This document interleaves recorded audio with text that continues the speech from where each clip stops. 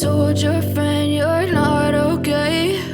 And tell me what's wrong and why you never said you felt that way. And guess you're trying to stay strong and fake a smile until I look away. But I've known you too long, it hurts to watch your blue eyes.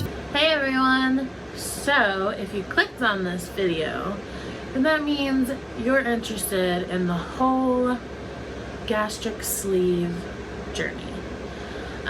Which is kind of like why I started uploading videos to show the whole process from like start to finish, from before you're approved for surgery, as you're approved for surgery, pre-op, post-op, all that. I want to make videos to kind of educate and show you guys the process and how it is for me, and if that can help influence or help you make your decision on whether or not you feel like it's best for you, then awesome. That's the point. So I'm Brienne, if you don't know.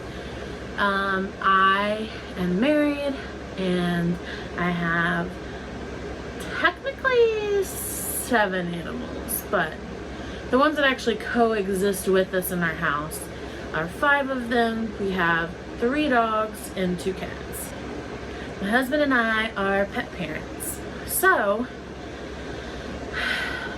I'm going to start from the beginning of why I ended up making the decision to go ahead and go through the process of getting gastric sleeve. So a few years ago, I'd say back in 2015, 2016, I was diagnosed with pseudotumor cerebri behind my eyes.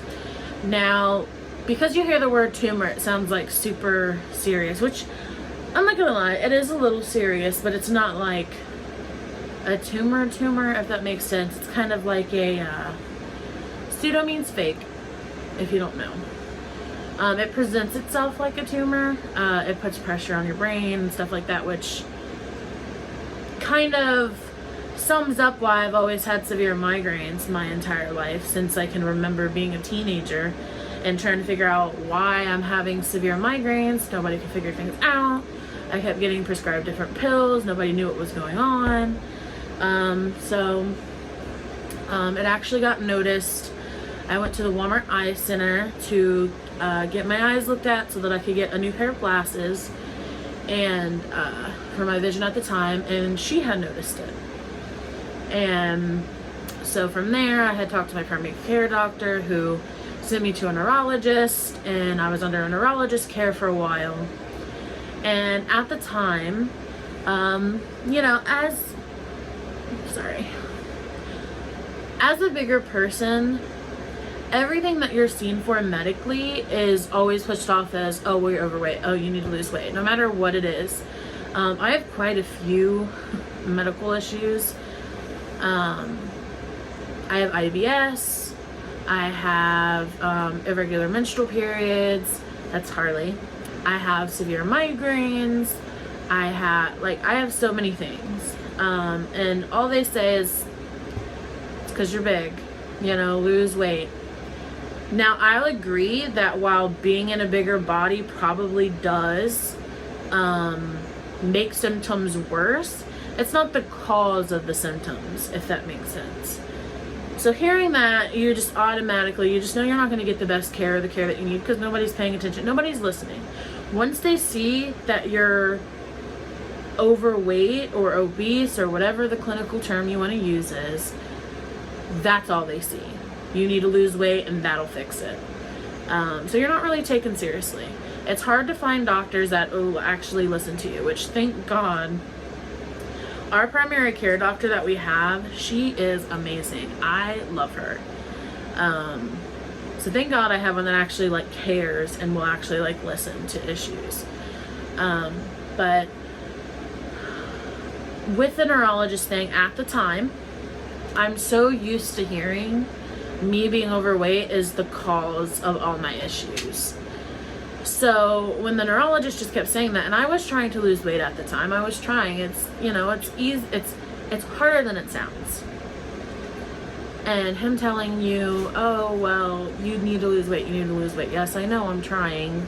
I don't know what else I can do. Made me not want to be seen by him anymore, so I stopped going. Stopped taking care of my pseudotumor like I was supposed to. And, you know, I've noticed over the few years... Hi. Derek just got home from work. So, because he kept telling me that, I just put it off as, oh, it's just always going to be about my weight. I'm never going to figure out, you know, anything. And if you have pseudotumor cerebri, it commonly affects overweight, plus-sized women. And losing weight actually does help it. And if you don't get it taken care of, you will lose your vision. You can lose complete vision, you can lose a percentage of your vision. Sorry if you hear that, that's Roman playing with a squeaky toy. So obviously I got scared hearing that, learning that it can take my vision completely. I could go blind, I could just wake up and be blind one day. So realizing that it has happened because I've been overweight and stuff like that, and it wasn't just one of those, you're overweight, that's the cause of all your issues. I'm trying to get that back in check now, and that led me to my decision of gastric bypass. In my research, a lot of people that have this pseudotumor cerebri got gastric bypass, and they're like, oh, it's a lifesaver because you lose the weight, you don't have the severe migraines anymore, and it, you know, lessens the symptoms, it saves your vision pretty much, which is what led me to my decision to do it. But yeah, so I went to my like initial appointment, and he gave me like a bunch of paperwork. I have it in a folder, an ugly green folder. If you like green, good for you. I hate the color green. I don't like the color green, but this is a folder we already had, so might as well use it. It wasn't being used. So all the paperwork that I need, or sorry I keep messing with my hair. I kind of just didn't do anything with my bangs, like I just pushed it all over to the side. I don't care. I need to do my roots too, but let's not look at that. I will redo my roots at some point. So I don't care if you guys see this, but I would show you the actual checklist, but it has like names and addresses and stuff like that, so maybe I shouldn't do that. But on the checklist, there's like, number 1 is an insurance requirement, so you got to make sure, which they did all that for me, thankfully, because it would have taken me forever. They made sure that whatever insurance you're under is covered, so I already did that. And then they highlighted the stuff that I still need to do. So number 2 was to obtain a letter from your primary care physician and records. And then highlighted is 2 years of office visits or RX documenting weight history. So I actually just got that. My PCP emailed me the letter that she had made with, actually she put over 2 years worth, but 2 years worth of weights, and her saying that she believes, you know, it's something that I need. Gastric sleeve is something that I need, and stuff like that. So I checked that off. I already did that. Number 3 was pre-operative psychological evaluation for bariatric surgery. At the time that I'm filming this, I did do that, which is the next video. You'll see how that went. So I have done that. So I've checked that. I haven't completely checked that off. You'll see why. Number 4 is blood work. So I did that like probably like the next day, I think. I fasted for like the 12 hours, no food, no water, no, you know, or only water. I'm sorry. No food or anything like that. So I did that. I already got that done, got my results back, stuff like that. So the doctor already has all that. So I check marked that off. And then number 5 was a gallbladder ultrasound, but that wasn't highlighted because if you don't know, I might not have mentioned it. I don't remember. I don't have my gallbladder. I got that removed back in like September of 2014, I think. I had a lot of gallstones and a lot of issues from my gallbladder, and they just ended up taking it out. And then number 6 is an EGD. So that's scheduled, and I will be doing that at some point.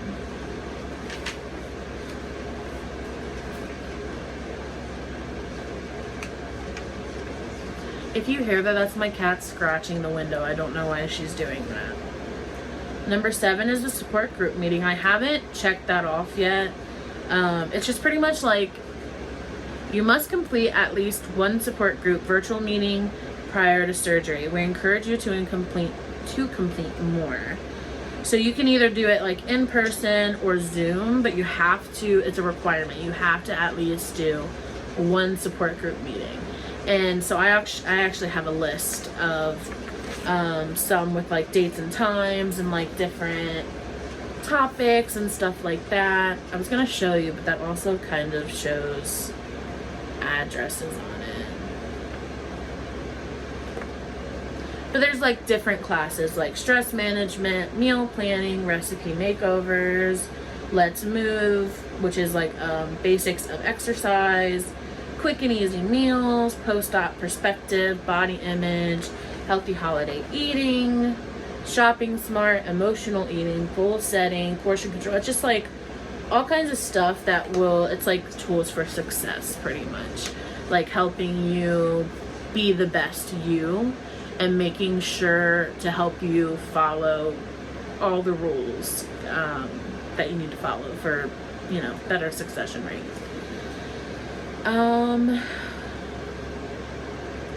Number 8 was a cardiac clearance for my heart. So I haven't done that yet. That is scheduled in July, like the 2nd or 3rd week of July. So I will be doing that, but I haven't done it yet. Number 9 is a pulmonary clearance for your lungs, but they didn't highlight that, so I guess I don't have to do that. Number 10 is other clearances, additional labs required prior to surgery. The only one that they have checked is sleep clearance. So I do have that scheduled, and what it is, I have to go there. Well, the initial appointment's just an initial appointment, and then they'll schedule me for whatever testing. It's just a test for like sleep apnea and stuff like that. So that's a clearance that I have to have. They have this highlighted even though I don't smoke. So number 11 is smoking cessation prior to surgery. Stop smoking 6 months prior to surgery. I don't smoke, so I already checked that off because it's not an issue for me. I don't do it. And number 12 is follow dietary, exercise, and behavior recommendations prior to surgery. So I was told in my appointment that the BMI that I was currently at the time of my initial appointment with the surgeon was that I needed to lose like 15 pounds to get at a little bit of a lower BMI than I was at the time. So that's currently what I'm working on.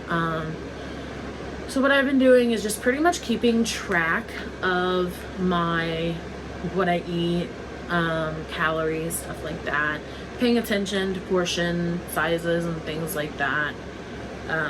So that's kind of what I've been doing. I'm trying to remember what the app is that I use. I think it's My Plate, I think is the app that I use. If that's wrong, I will write in the description box the actual app that I use, just in case My Plate was wrong. I think that's right though. And it's just a help. It just like helps you see what you're actually eating, and stuff like that. I don't like drive myself crazy or anything. I just scan it, make sure I'm doing portion sizes, stuff like that. So yeah, it's a lot of clearances, a lot of appointments and stuff like that, but you know, you got to decide if it's worth it for you, if it's important for you. And at this time, I've decided that it is something that's important to me and something that is important to my health and that I need to get done because of my pseudotumor. And, you know, obviously, I would want a healthier body. It's not like I haven't tried. I've tried multiple things.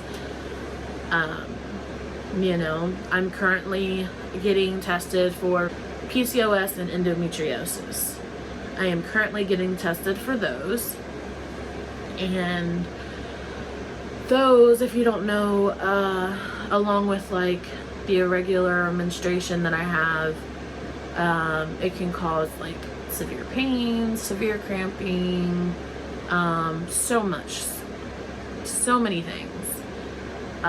But one of the symptoms of those is like weight gain. And I'm not like a very like active person. Like I don't purposely go exercise like I should, or I'm not active like sport wise. I do like the daily stuff that you do, grocery shopping, stuff like that. So like sedentary exercise. I'm probably butchering that. But that's the kind of exercise I do. So not much. I am trying to implement more, obviously, with the diet change and stuff like that. Eating out less. My husband is like a fast food fanatic. He like loves fast food. I mean, I like it more so for the convenience, meaning that I don't have to cook. There's no dishes for me to do. So I like it more for the convenience. He likes it more just because he loves fast food. Or restaurants in general. So we're trying to do less of that. I don't know. Like, I honestly don't know what my issue is. I don't feel like I eat a lot, which is funny for me to say, for you to look at me, see me, it looks like I would have a problem with overeating, or I don't know. I will say that I can sometimes have a sweet tooth. It's not like a constant sweet tooth, it comes and goes. Sometimes I'm just in the mood for something sweet. My biggest like snack thing is I do like chips. It's always been like my thing. I'm a chip person.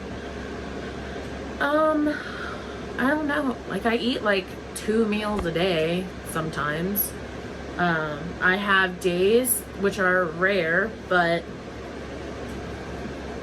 I do have days where I feel like I'm eating and I just can't eat enough. Like I said, those are very rare. I actually don't get those very often. Most of the time, like the daily is just, I'll wake up.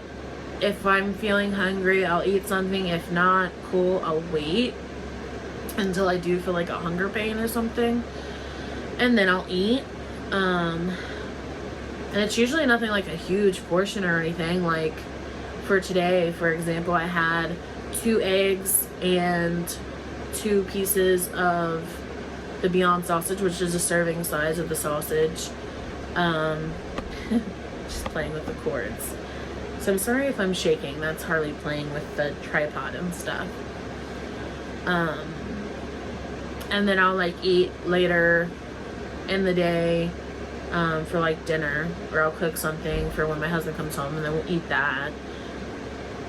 But I don't feel like I don't know what my issue is. It's not that I feel like I don't have an issue. Obviously, I have something going on.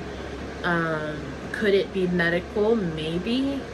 Could it be just because of eating habits? Possibly. I'm not sure yet. So that's what I'm trying to figure out, what my issue is. that's why I'm gonna start going to like therapy and stuff like that, and work on getting my mental clearance and things like that, figuring out what my issues are, and try my best to do whatever it is I need to do, follow instructions to a T, and all that. And I figured I would take you guys along with me, not only because it kind of feels like this is like a little personal diary, and I can come back and look at how far I've progressed over these months and years and things like that, but it can possibly influence and help somebody else watching the process from literally beginning until end, and just keep, watching the progression and decide if it's something that you guys want to do for yourself or not. But yeah, I think that's all. I hope I covered everything. Yeah. So if you're interested in watching me on my gastric sleeve journey and the process, continue watching my videos. I will probably be posting at least once a week. It'll be a vlog talking about my appointments and things like that, and whether I got the clearances or not, things that I'm eating that day. I'm not really sure what all I'm gonna post. I don't know if you guys want me to like what I eat in a day every day, and then like